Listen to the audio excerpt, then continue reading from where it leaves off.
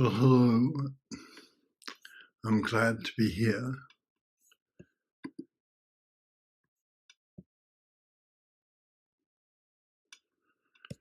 Just taking you in now.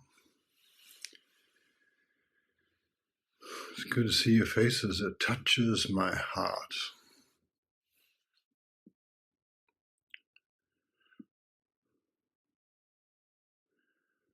Many bad things can happen in life, but sitting in a temple and feeling moved by the people there is not one of them. So we've been looking at the koan about raindrops, and there are a lot of koans about sudden sounds, and one of the notions is that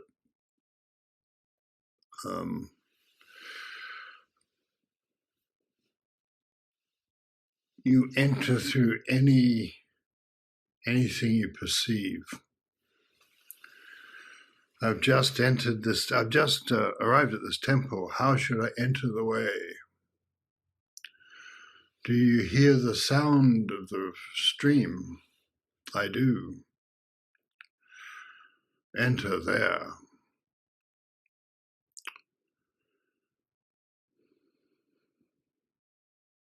Do you hear the sound of the gunfire? Enter there.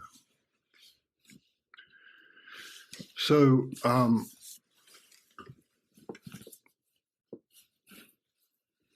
we've been in the open temple, which some of you are joining, which happens on Mondays through Fridays, East Coast and West Coast.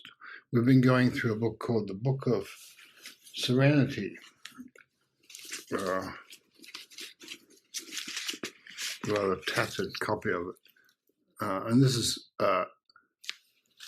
the Thomas Cleary's translation, and it's one of the great collections. The Blue Cliff record was the first, and Blue Cliff record has a close connection to our lineage and all. But this one's great too. It's a little later. It's like came about 10, 15 years later, and somebody sent it. It was done at the bequest of a great lord who was a minister to Genghis Khan, and it was sent out to the yurts in Mongolia, which is far from anywhere. I was just talking to a Mongolian man, and I said, "What's it like in Mongolia?" And that's what he said. It's far from anywhere. And he said, it's kind of friendly in a way, because everybody in the village has to, they know each other. And in the evening, the kids come out into the square and talk and meet. And he said, and now it's about 40 below, so nobody does anything. But out in Mongolia, and that's Inner Mongolia, it's not out where Genghis Khan was. So, but Genghis Khan's minister asked for this book, a collection of koans to help him survive, stay alive, help the great ruler rule more kindly. And so the book of koans was sent out, and the first time the messenger, nobody knows what happened to the messenger or the book. But the second time, nothing good probably.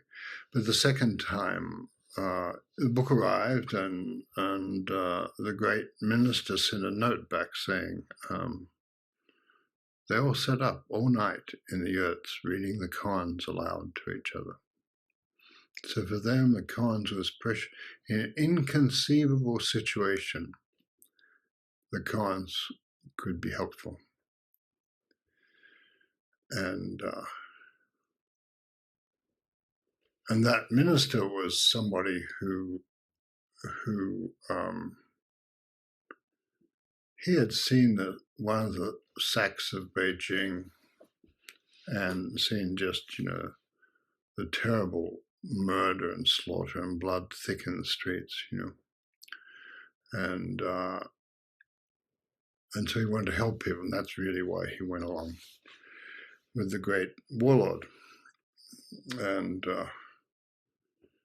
but the warlord liked him, and partly because he'd say whatever not anything came to him. His mind wasn't disrespectful, but he'd say what seemed true. So that's a place to start, isn't it? Say what seemed true. And then when the great Khan died, and then there was another Khan, and then another one, and then he became more and more important. The Koan reading advisor, who was he was one of the great literati. He wrote poems and read poetry and things like that. And the second, the successor to Genghis Khan was called Ogidi Khan, and he was drunk a lot. Or I don't know if he was drunk a lot, but he liked to drink, very much liked to drink. And Yellow Chukai would come in, and he'd say, "Here he comes. He's going to tell me to be nice to the peasants." And he'd say, "Yes, I am," like that. But so this collection became valuable, and we're looking at it because it's not much. It's not part of the main Rinzai curriculum, which Blue Cliff and the Gateless Barrier are, and so we're very familiar with them. And I thought this is done in the advanced curriculum, but I thought it'd be good for us to, I don't know, explore the strange depths of this work, and so that's why we're meditating with we've got 100 koans, so that's 100 weeks so to get through, since we do a koan a week. So we'll be with it a while. And and I wanted to, there's a famous koan here, which I just found and just lost. Here it is. And about, if you hear a sound and you fully hear the sound and there's nothing else in the universe, if you see a flower and there's nothing else, if you hear a train and there's nothing else, at that moment you discover the nature of reality. And you can sort of get that. It's like, that's the listening to the rain thing.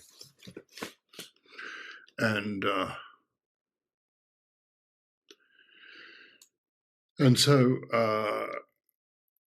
but here's one that has that same thing, but in terms of if you feel something and there's nothing else.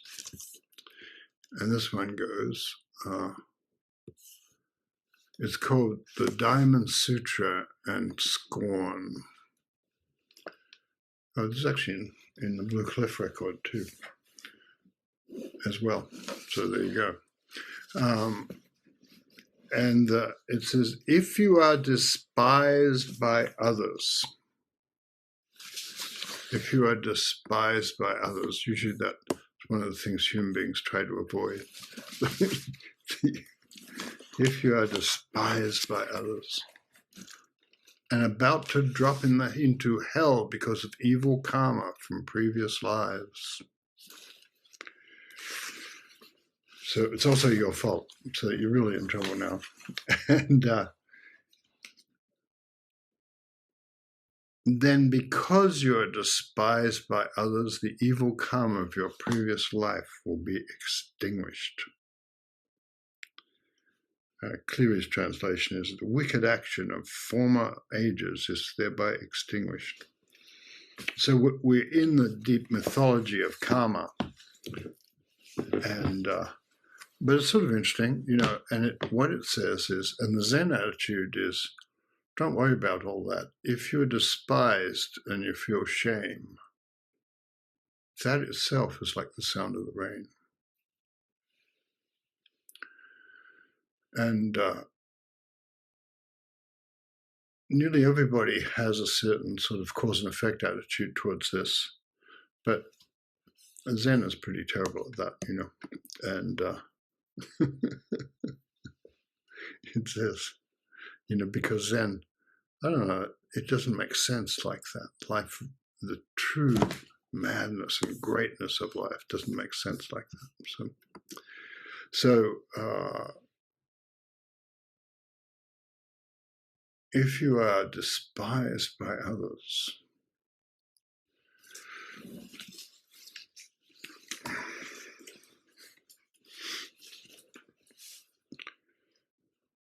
then you don't drop into hell because you become enlightened. It sounds like it's a better deal. I'm just suggesting that if you're given the choices, I take the enlightenment one. So, but it made me think of like how the shock of life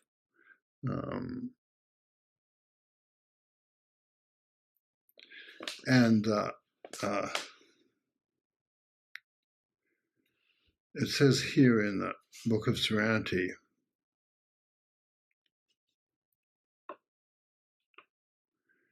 Buddha said that people who uphold the scripture, who teach, who will behave well, should receive the respect and offerings of all people. This is the Book of Serenity.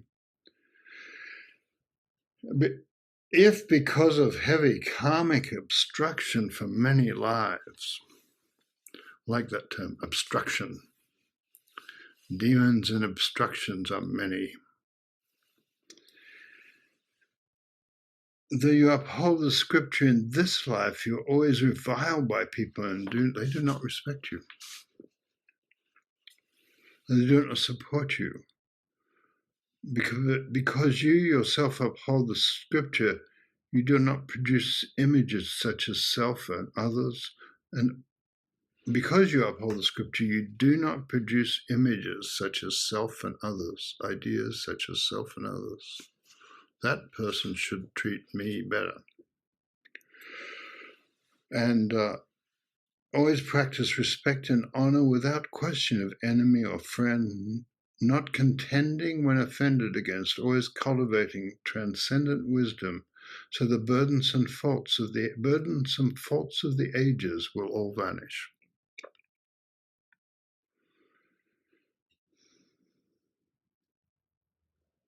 Also, to speak in terms of inner reality, previous ages is the deluded mind of the preceding moment.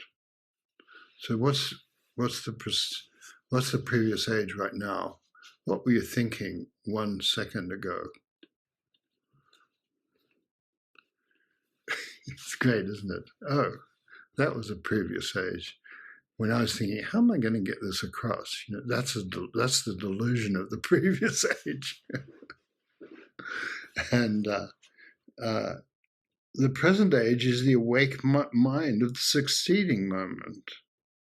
The awake mind of the succeeding moment scorns the deluded mind of the previous moment because the delusion cannot remain. Therefore, it is said that the wicked deeds of previous ages will be dissolved. Hakuin says, even one moment of zazen wipes away beginningless crimes. Good to note if you're subject to beginningless crimes. Our deluded thoughts die out. The bad deeds are not done, and you attain enlightenment. And the traditional Zen attitude, of course, is that if you hear the rain with no other thought, you wake up. If somebody screams at you and you have no other thought, you wake up. And all the hindrances have disappeared. And I was thinking about, a couple of us were talking about, well, what do you do in the current moment? And, we don't know, how bad is it going to get? Please tell me. Anybody who has an answer, please just send it in the chat.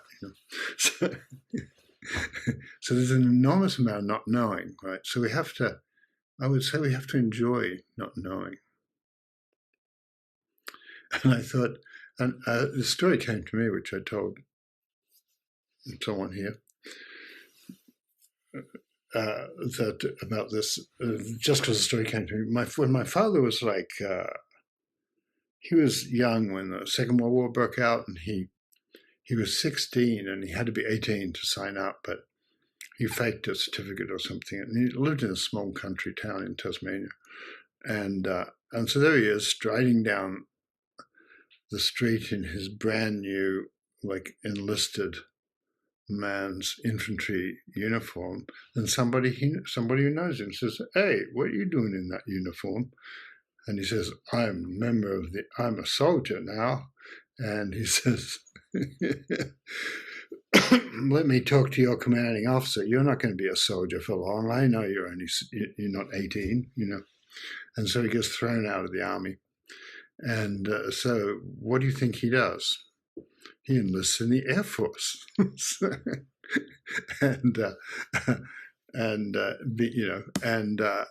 And I think he has to wait. He has to wait till he turns 18. But he enlists in the Air Force, and the Air Force does, they put him in a different uniform, and then they bounce him all over the place. And he wants to go out and be heroic, but they take him to. That's the stage where the Japanese are just the fall of Singapore, and these terrible things are happening, massacres are happening, and the British were, the legendary incompetence of the British was on fine show. So Singapore, the guns were all facing out to sea, and they couldn't be turned inland, so the Japanese came over the land. So, and my father kept getting sent out to these islands in these planes, and in his uniform to fight, and then they got screamed at, told Australians are good at swearing, so I went, but just take that as read, and get on that bloody plane and get back again. And the island fell that night, so he would have been killed, and that happened twice to him. So shame and abuse. And eventually he ends up shooting at Japanese planes on an anti-aircraft gun. And so he's and then he never talked about this, but right at the end of his life, he talked about it with me, which was kind of touching. And he also knew I was involved with this Japanese thing, which he found extremely painful. He wouldn't buy a Japanese car. He was being in trouble because he couldn't buy a German car. He couldn't buy a Japanese car. But I got his point, And he had friends who'd been murdered or tortured and that sort of thing. And in fact, we had a neighbor who'd been on the Burma Road where the Japanese starved and slave labor and starvation and things like that. So the Japanese were not behaving any better than the Germans. So anyway, my dad knows about all this. And anyway, but then the Japanese bombers and little fighters are coming in over his position, and he doesn't have the big ack-ack. They have these 50 caliber machine guns which have a lot of barrels, and the barrel spins, and just all this lead comes out of it. And so a couple of you here know about that stuff. And so he's doing his, and the Japanese planes come in really low, so they'll be under the ack-ack, and it's his job, as he said, to keep them honest and get them up there where you can shoot at them properly. So he's not actually trying to shoot them down, but of course sometimes he does, because it's a wall of 50 caliber bullets. And so and then occasionally, and then he said once he shot down an American plane because he was shooting at him to try and somehow it was in trouble, and it was shooting its guns to try and get attention, and its bullets were shooting around his crew, so they just shot it down. They said, "Oh, never mind." But then the pilot got out and ejected. It was like, so he thought that was all right. Just had to buy him my beer ration. But one of the Japanese guys was in the cell, and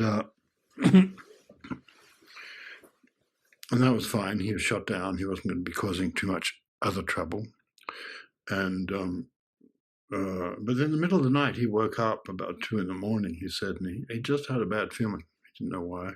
So he went in down to the cells to check, and there was this enlisted guy had been put in charge of the cells that night and was just beating up the Japanese pilot.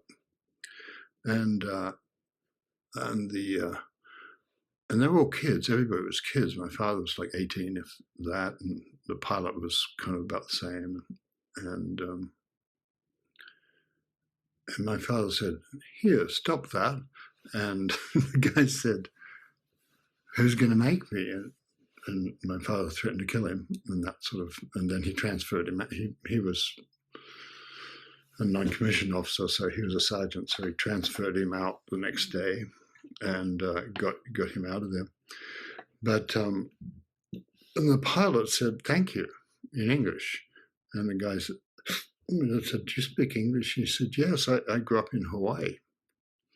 And so they talked a bit about Hawaii, and the pilot said, "But thank you, you saved my life." And so I thought it was rather a good story about war, where you shoot this guy down, you try to kill him, then you save his sorry life, and you threaten to shoot the guy who's trying to shoot him. I thought, that's it, and that's the world. That's the world of scornful revilement, And my father also, my father was just this sort of very poor kid who his mother would take him out on the fruit picking every time when fruit picking season came down, which was just when back to school time came. So he couldn't ever get to school till the third term of the 3 terms of the year, and he would try to catch up for that time. Ended up leaving school at 12 to get away from his mother and her fruit picking. But so it doesn't matter what your kind of person you are. All this sort of thing goes on in your life, and you cannot protect yourself from fate. I've told before, some of you probably know the story about Dick Oswald, who's one of my mentors, who was a kid in Germany, an American kid in Germany, when they were invading and marching through Germany. And he was in one of those towns in Alsace that had been German and was now becoming French again.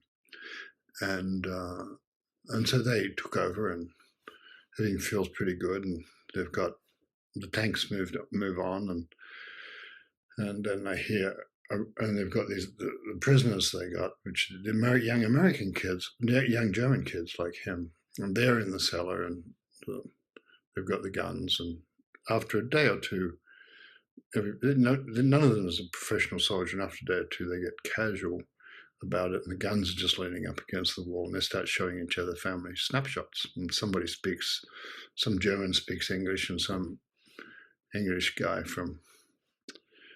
American guy from who knows, Iowa or somewhere, speaks Pennsylvania, speaks German, and so they start talking to each other and translating, and they're thinking, we're just going to wait out the war. This is great. And then there's a rumble in the square, and they look out, and it's a tank, but it doesn't have a star on it. It has a cross, an iron cross instead. And think, shit.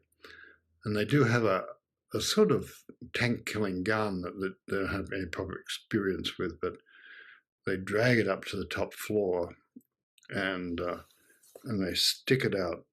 They stick the nozzle out the window, and the tank goes and knocks the top off the building, and then somebody says, "Anybody got a white flag? Anybody got a white handkerchief?"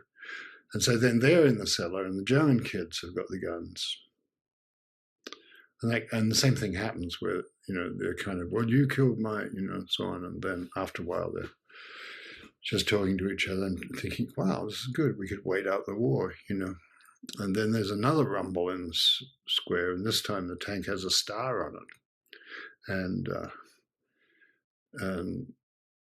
then he's got the gun again, and the German kids have. And he said he just knew that was going to change his life. There's certain things he couldn't take seriously. all humanity shared certain things. And he became I don't know, I thought he was great. He became a great figure in psychology. He became a psychiatrist, and he was still in the military and couldn't get out for a while. And the military had no interest in psychiatry. And he said, well, you're a doctor, aren't you?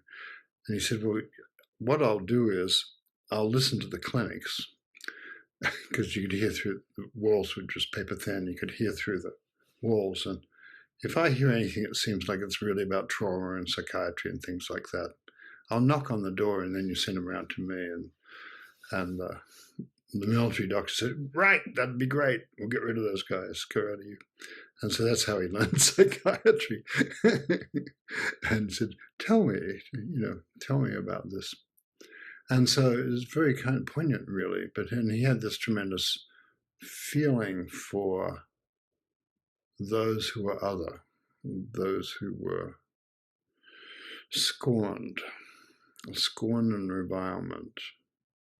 And he himself was, as I said, he said during military training, Air Force training, the training would happen in the evening, and he would sneak into the back of the officer class, the math classes, because they were so interesting.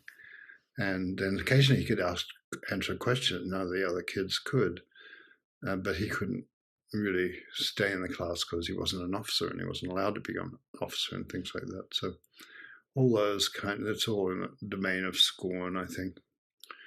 And so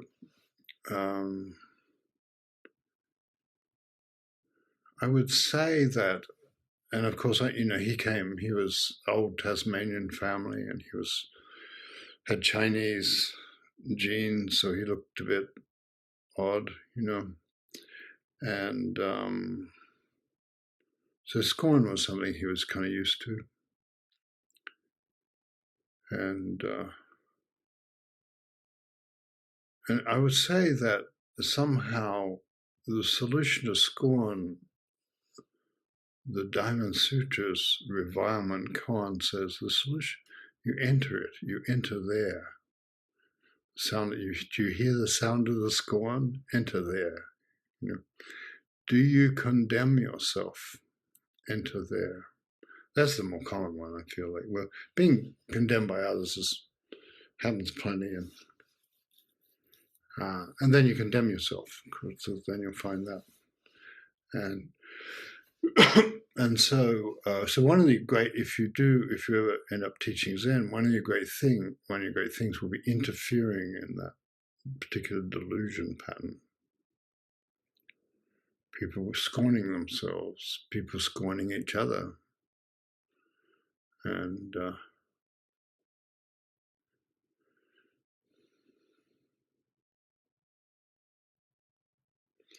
so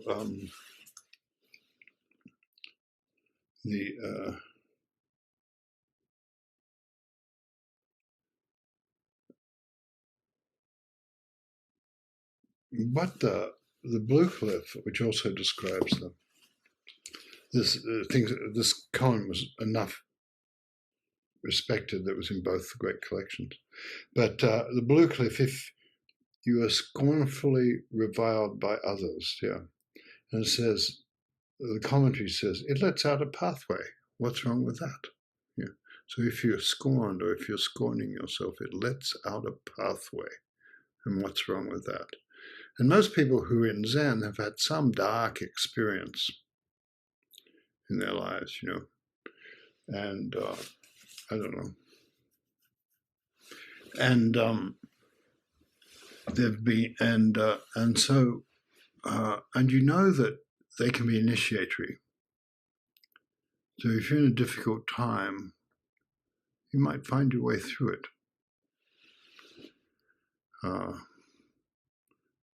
My friend Dick Alsworth did. He was in a difficult place, and he made his way through. And even my father, who kind of, at the end of his life, I said, well, why don't you ever write me a letter? Write me a letter. And he did, and I realized it was very, very hard for him to write. like to form. He was very smart actually, and but it was just hard for him to write. He couldn't. He could do accounts and things like that because he actually ended up running a small department store in town, but it was he couldn't write a letter. So it was like, and so there you are. But it led out a path for him, and he had a natural feeling for people. He didn't want that. A lot of people. He didn't want that Japanese pilot who was just a kid like him to be abused, and he didn't respect the Japanese, like the Japanese, thought they were evil, all those things. But nonetheless, at that moment, he was a fellow human being being mistreated. Sort of like a horse. You wouldn't want a horse being mistreated like that. So, and I think, I don't know about those people of that generation. They all, they're all a little traumatized by the war, actually. And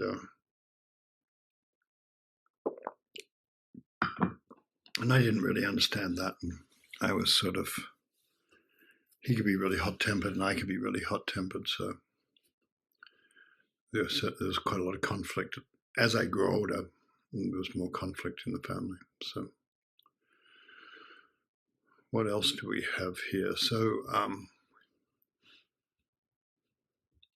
and then later in life, I saw him driving a Mitsubishi. So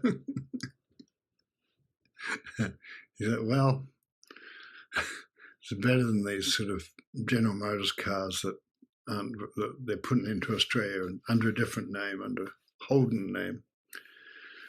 And it's cheaper and it's more reliable and so on. So he always liked English cars because he liked the sense of the slightly posh, the Triumphs and things like that. And they had like walnut dashboards and things, but they always broke down. So when he got a Mitsubishi, I thought that was progress. It was kind of sweet. And that's what we're doing. We're struggling from, a Holden to a Mitsubishi in our lives. We're struggling from, hating someone to realizing they're a fellow human being too. And so that's what the sound of raindrops is too. A fellowship with the whole world. I guess that's what is the fellowship. You become the sound of the rain, you become the rain, everybody else becomes the rain. Could be worse, couldn't it? It could be worse. And if we have difficult, dark, I don't know how dark our times are. Sometimes, my most paranoid fantasies, I can be paranoid like everybody else. My most paranoid fantasies are die. My sister's writing me, has Alison got her visa yet? Are you ready to come? Meanwhile, Chinese warships are like steaming up the Torres Straits, looking at the top end of Australia, So I'm myself, I like Akhmatov had this great thing. It was kind of terrible, but she was in Russia, and during the years of the terror, when people would just get arrested and killed, or they'd get arrested, you wouldn't know. Her son disappeared, and she didn't know. She thought he was probably in a certain prison, and so once a week she'd queue outside the prison all day and hand a loaf of bread over, saying it was for him. But she never knew if he got it. She never knew if he was in that prison, if he was alive, and they would never tell you. And she said, during those terrible years, I was with my people, where unfortunately my people were. And so there's something about you can respect yourself. You can respect your position in life. And I would say that guy who was beating up the pilot wasn't respecting himself either, And so, I would say I'm in my Zendo where my people are. So, but and I like that. You know, at a certain stage, you find out from life who you are and what kind of person you are. And you didn't know until a difficult time came. So it's all right, you know. It's going to fucking be all right. I'm Australian, I'm allowed to swear in public. So, and, you know, it's all right. It's your life. It's magic. It's full of joy. And maybe, who knows, it'll end badly, but life always ends badly. That's a known thing. So maybe you'll do really well with that, you know. Yeah.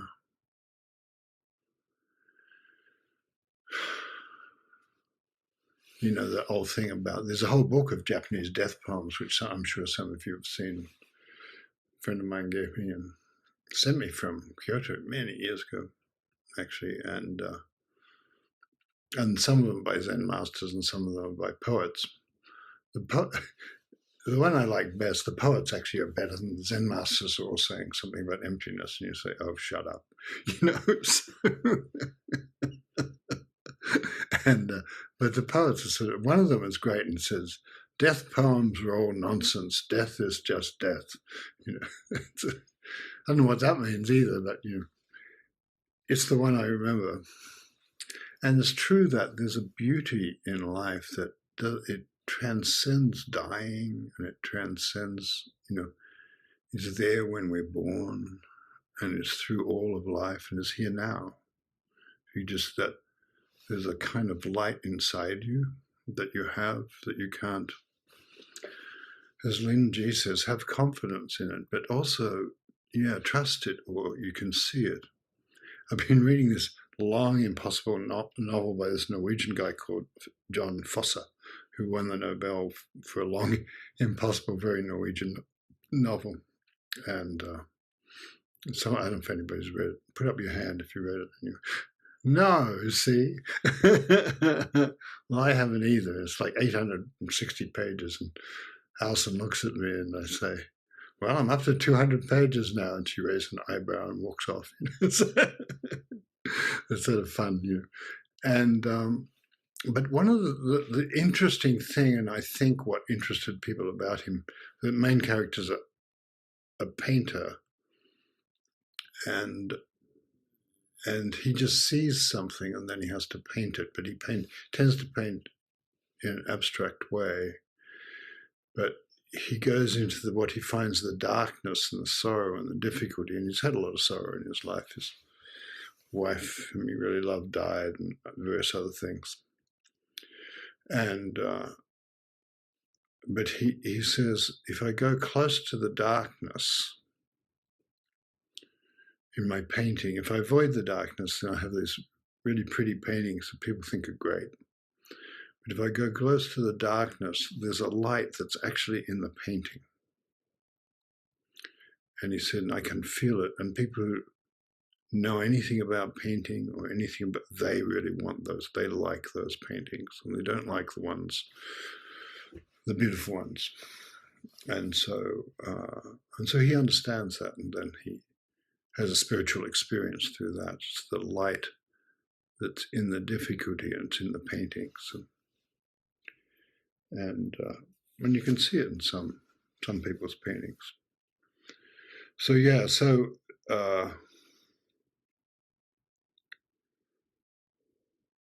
and there's a light in, I don't know.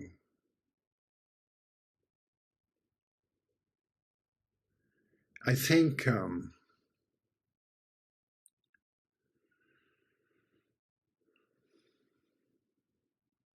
I think, for example, standing up to that guard and ordering him around, threatening him, and things like that, on my father's part, and stopping him from abusing the Japanese pilot. I think that made my father respect his own life. You know, when he was badly treated sometimes, because you know he just didn't understand stuff, and he worked for this. He was running this large department store, but not large, but a department store, which is a big deal in a small town. And but then the holding company stole all their pensions. They put it, there was a whole thing. It was a whole 80s thing. They put, I don't know, they somehow managed to transfer the ownership around, and the pension didn't come with it, that sort of thing. And so he lost all his pension, and there were governmental things that the government changed. Of course, people got outraged, and so the Labor government got in. And they said, all you have to do is come in and tell us and give us the data and so on, and we'll restore your pension and extract it from these guys, some of whom were in jail. And my father didn't know how to do it, and he couldn't do it, and he wouldn't do it. And it was like dragging a dog to the vet. So, and he couldn't. We just had to accept that. And so I wish I'd had more money at that time, but when he had a bit of money, I'd send him some money. He'd get a gearbox for his horrible, by then breaking down Mitsubishi. So it was like, so he didn't have much money either. But his life, I think his life turned out to be good, And the last time I saw him, I said, I'm leaving tomorrow. And he was in hospice. I said, I'm leaving tomorrow. He didn't say anything, and we were talking about it. And he said, has it been interesting talking to you? He said, I wish I'd known you better,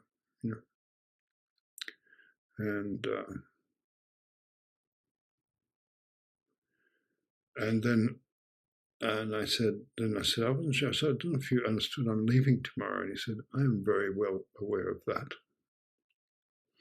It's like, oh, sorry, never mind. Sometimes his mind would get wandery because he had bone pain, cancer, bone pain. I'm very well aware of that, he said. Oh, sorry, And I said, is there any last thing you want to say to me? And he said, because global warming was starting to set in there. And he said, I'd like you to do something about the weather. And that's the last thing. He shook my hand and off I went, So I don't know why I've decided to talk about my dad, but I think you can live through difficult times, and scorn is all right.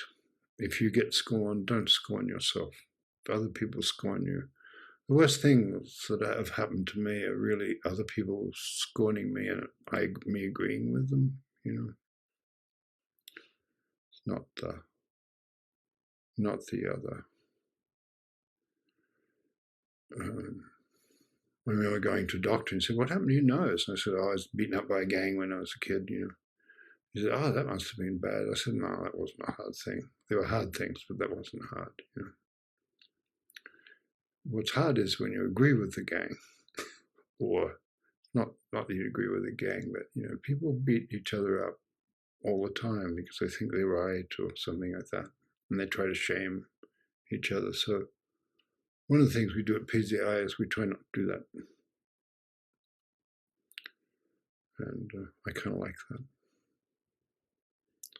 I like the liveliness of it.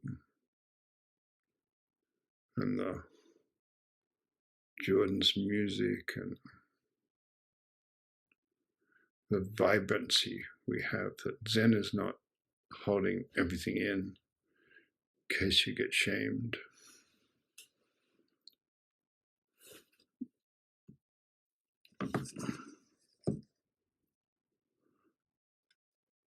Michelle sending me a message. Actually, that was ages ago. When we were walking in, I asked her, what number is the cornful revilement card?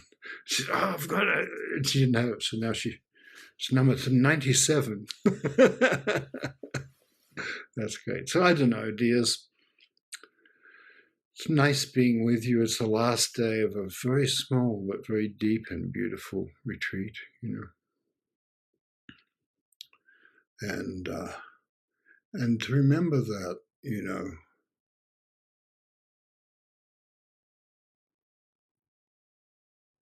And at the end of his life, my father did want to tell those stories. He said, it's quite something to be buried alive by a bomb, And I said, no. And I just, with him, you just had to wait, and he'd tell you more if he wanted to, you know. And then he said, then I saw my friends, you know, I managed to get out and saw my friend's leg sticking out or something. And so I managed to dig him out, and he was still breathing. So that was good. So we got two of us out, you know. And so I think it was the helping people was the thing that were the stories he liked to tell. That's what we like. And I think, I don't know, I think we are helping each other when we sit together, you know. When we had that, I really had, you know, when we did that ceremony last night for Eduardo, that's not a rational thing. We're opening the inconceivable. We're opening the doors, and the ancestors can come in. We're opening the doors of the ancestors. And we're then we're in the arms of eternity in some way. We're in the vastness holds us. And I think that's a good thing. I'm for that. And you can tell that your life has a bigger thing than your, oh man, I didn't get this, or whatever it was, you know. And it doesn't matter that much. Most of the things we think matter don't, you know. But, you know, sitting together, opening the heart and the mind, that matters. Thank you very much.